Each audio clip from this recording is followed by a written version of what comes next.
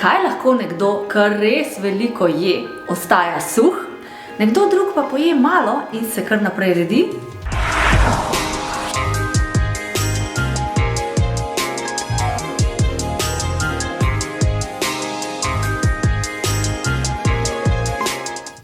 Živim, dobrodošli nazaj na kanalu Moj laboratorij. Midva sva Bija in Aleš, sva zdravstvena delavca, ki vam na tem kanalu govorijo o hormonih, alergijah, ščitenci, tolerancah, pa tudi o drugih stvarih.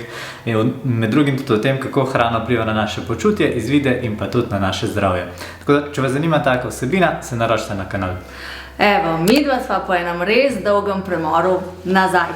Z novo energijo in pa tudi novimi cilji. Hvala vsem tistim, ki naj redno gledate in spodbujate, da pripravljava tudi nove vsebine.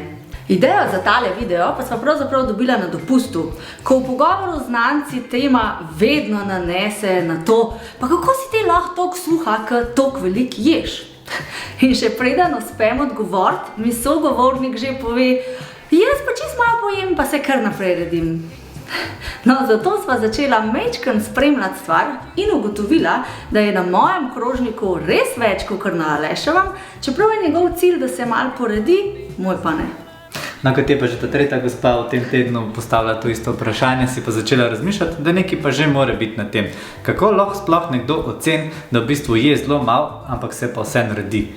No, stvar je res sumljiva, zato sem jaz eno gospo s to težavo prosila, da mi na papir zapiše vse, kar poje v enem dnevu. Zmenili sva se, da če gre v usta, gre na papir. No in kaj si dobila? Na pol popisan papir oziroma skoraj prazen, kar pomeni, da gospa res ne je veliko. Torej dejansko je možno, da nekdo je malo, ampak se vseeno redi. Količinsko malo in pa kalorično malo. Pa dajmo zdaj odmisliti kakšne težave ščitencov, zaradi katerih se lahko redimo brez razloga in se dajmo raj osredotočiti samo na hrano. Predvsem na količino, ki jo pojemo. Vsak, ki se je že kdaj srečal s prekomerno težo ali pa bil na kakšni dieti, pozna tisti občutek, joj, paziti bi mogla, koliko pojem, ne smem si dati preveč na krožnik, tega lahko pa čisto malo. Ali pa kaj si bodo pa ljudje mislili, če vidijo pred mano res poln krožnik in tako naprej, a ne? Pa če se vrnemo nazaj k tvoji gospe in njenemu praznemu listu. Količinsko gospa poje premalo. Ampak tle ni nič za jesti. Kje pa je kakšna hrana? Zakaj se torej redi? Odgovor je enostaven, ampak v bistvu tudi kompliciran hkrati. Ker kljub temu, da poje res malo, poje preveč. Majhna količina hrane na krožniku namreč ne pomeni nujno tudi majhne kalorične vrednosti. Vemo pa, da se redimo od presežka kalorij, ki jih zaužijemo. Evo, spet enak obrok, ampak različna kalorična vrednost. Od Aleša solata ima lahko tudi prek 1000 kalorij. Če bi jaz hotela to jesti, bi zame to mogel biti samostojen obrok. Moja solata je popolnoma enaka količinsko, minus majoneza, minus avokado, minus čičerika in tudi minus 700 kalorij. Najbrž se zdaj marsikdo sprašuje, kako lahko v zelo majhnem obroku pojemo zelo veliko kalorij. Enostavno. Vse je namreč odvisno od kalorične vrednosti živil, ki jih izberemo. Zato ni nujno, da bo majhna porcija pomagala pri izgubi telesne teže, če na krožniku niso prave stvari. Na pol prazen krožnik napram polnemu krožniku. Ampak kaj nas bo bolj držalo po koncu? Enostavni ogljikovi hidrati in sladkor ali beljakovine in zdrave maščobe? In zakaj torej na drugi strani lahko nekdo je res veliko in se ne zredi? Ker ni bistvena količina zaužite hrane, ampak njena kakovost oziroma kalorična vrednost. Dajmo pogledati skozi en primer, da bo malo bolj jasen. Naprimer kosilo. Na eni strani imamo en tak majhen obrok, kar je v bistvu en košček pice, niti krožnika ne pokrije. Na drugi strani pa imamo res en velik obrok, poln krožnik zelenjave, solate, jajc in tako naprej. In količinsko gledano imamo en na pol prazen in en poln krožnik. Kaj pa kalorično? Tukaj vidimo, da lahko majhna količina napačnih živil povzroči več škode kot velika porcija pravih živil. Evo, že tretji na pol prazen krožnik danes.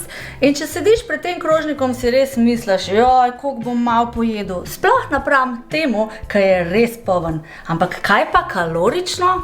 Drugače tudi cela pica, tu pa tam, ne povzroči nobene škode. A misliš v nazadnje na uncu? Ja, no, seveda, če te ekstra kalorije tudi nekako pokurimo. Kadar pa nismo dovolj aktivni, da bi presežek teh kalorij tudi porabili, se te seveda začnejo shranjevati in posledica so pretesne hlače. Torej je dejansko možno, da nekdo je malo in se zraven tudi rodi. Ker je napačne stvari. Se pravi, vsak obrok, velik ali pa majhen, se da pripraviti kalorijsko prebogat ali pa lažji z bolj hranljivimi sestavinami. Že sama izbira živil, ki jih bomo postavili na krožnik, lahko določa o količini oziroma velikosti porcije. Se pravi, če izbiramo živila, ki niso toliko kalorična, se pravi masna, sladka, karkoli, bo teh živil lahko na krožniku precej več, kakor česa drugega za enako število kalorij. Tukaj se spomnim vedno na tisto otroško uganko, kaj tehta več, kila sena ali kila železa? Ampak česa je pa več količinsko? In če primerjamo tiste 4 male obroke od gospe s tvojimi 5 velikimi, je jasno, da razlog za pridobivanje kil ni le to, koliko ješ, ampak predvsem, kaj ješ. Rekli smo torej, da se vsak obrok, ne glede na količino na krožniku, da pripraviti z manj ali pa z več kalorijami. Katera pa so živila, ki jih imamo vedno doma in so kalorijsko res bogata, in katera so tista, ki ne prinesejo dosti k skupnem seštevku kalorij. No, to in pa še več boste izvedeli v naslednjem videoposnetku, zato se ne pozabite naročiti na kanal, zato da ga ne zamudite. In če zaključiva z odgovorom na vprašanje, zakaj ti res lahko veliko poješ in se zraven ne zrediš, zato, ker so tvoji obroki sicer količinsko zelo veliki, ampak vsebujejo malo kalorij. Razen, kadar mi namažeš majonezo na biftek, bo. Valjda se da majoneza na biftek. Ne. Ja, posledično imaš lahko ti več takih obrokov na dan, pa skupni seštev kalorij vse ne bo presegel tvojih potreb.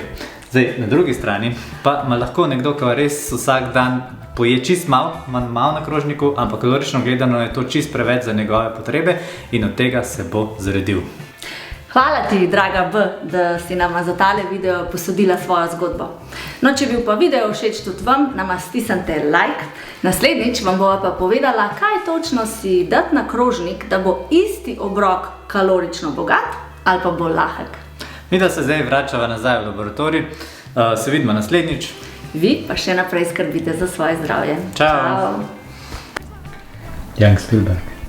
Point je, kaj je point videa? Zakaj nekdo poje malo, to je malo količinsko, nekdo pa poje veliko, pa se ne more zrediti?